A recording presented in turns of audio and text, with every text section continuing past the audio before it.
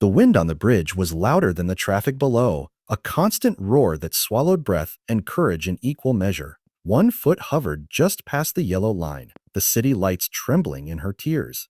Mara Vale had made 1,000 decisions in her life. Good ones, reckless ones, stubborn ones, but this felt like the last decision she would ever make. The phone in her pocket buzzed once, then went silent. She didn't look back.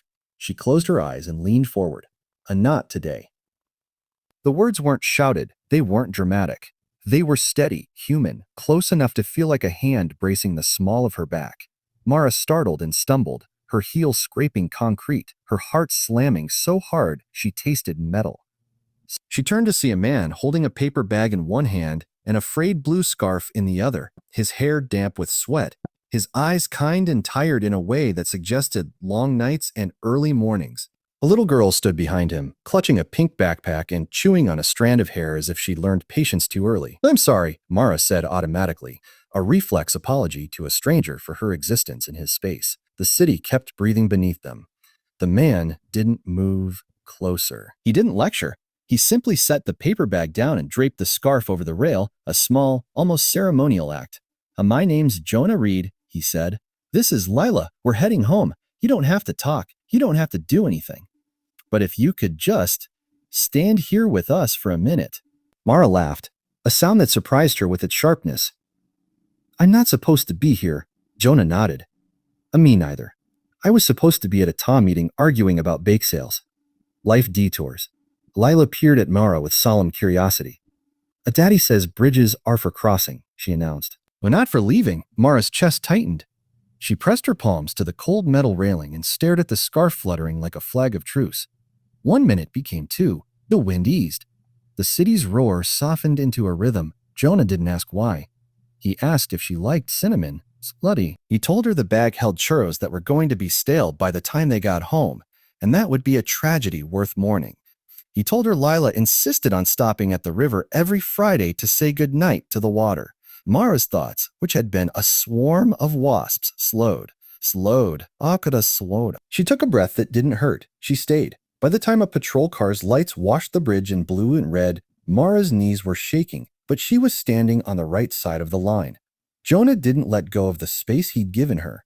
When the officer spoke, Jonah listened. When the officer asked if she had someone to call, Mara shook her head and surprised herself by crying into Jonah's scarf.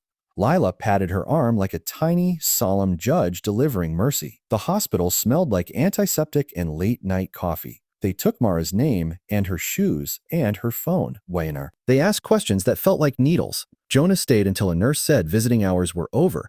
Then he pressed the scarf into Mara's hands. "For when the nights get loud," he said, "I don't deserve." Mara began. Jonah smiled, gentle and stubborn. Not today. Not today," he repeated, and left. Mara slept. Not the fractured, frantic dozing she'd grown used to, but a deep, heavy sleep that carried her into morning. When she woke, the city was a pale smear beyond the window, and her phone buzzed with a number she didn't recognize. A message waited, simple and human. "It's Jonah." Churros survived. No pressure, just checking in. She stared at the screen until her chest warmed. She typed back, "Thank you for the scarf. It smells like cinnamon." The days that followed were a blur of paperwork and appointments, of a therapist named Elaine who asked questions Mara didn't know how to answer yet, of learning how to eat again. Jonah didn't push. Fun. He sent photos of Lila's drawings, stick figures crossing bridges, rivers with smiling faces. He asked Mara to tell him one small thing she could do that day. Sometimes the answer was a shower. Sometimes it was open the window. Mara's life before the bridge had been a series of careful collapses. She'd been a copy editor at a magazine that folded without warning, the last in a line of layoffs that felt personal even when they weren't. She'd been engaged once, years ago, to a man who promised stability and delivered conditions.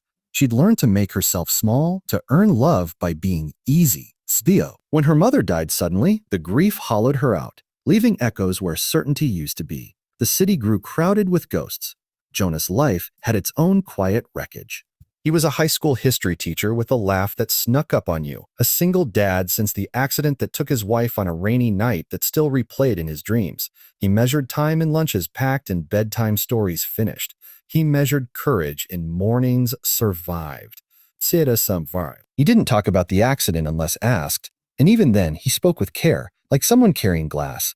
Their first coffee happened by accident. Mara had gone to the river because Lila's drawings had taught her the habit. Jonah was there, tying Lila's shoe. They laughed at the coincidence and shared a bench. Mara's hands shook when she lifted her cup.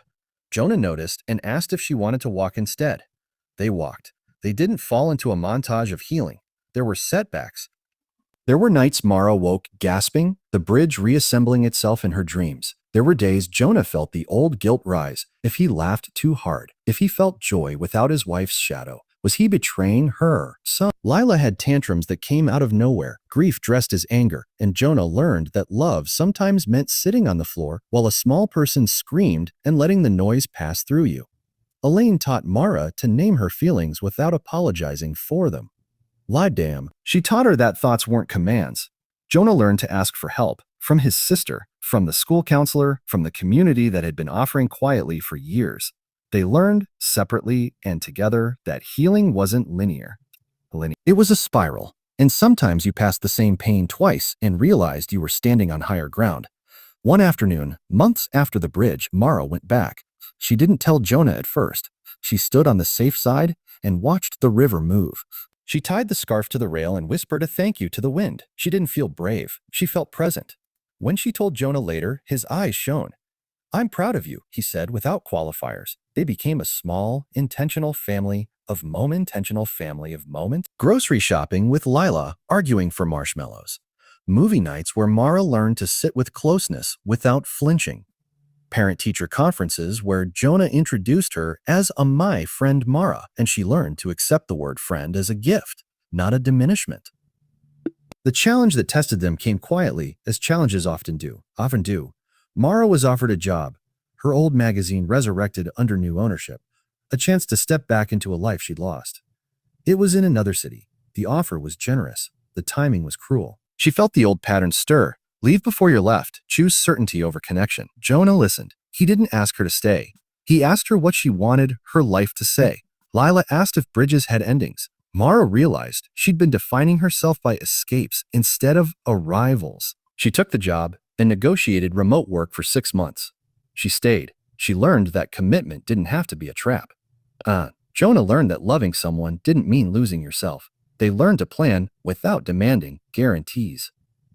The night Mara finally crossed the bridge, literally and figuratively, came a year to the day after a not today. Jonah, Lila, and Mara stood at the river with churros and a thermos of coffee. Mara held the scarf one last time and folded it carefully. To say, "I'm crossing," she said, and meant it in every direction. They walked home together. The city breathed. The bridge stood, doing what bridges do best. The message that lingered wasn't that a stranger saved a life with a sentence, though that mattered. But that staying is an act of courage you can practice 1 minute at a time. Not today becomes not this hour, becomes maybe tomorrow. And sometimes, the bravest crossing is choosing to remain. Ew.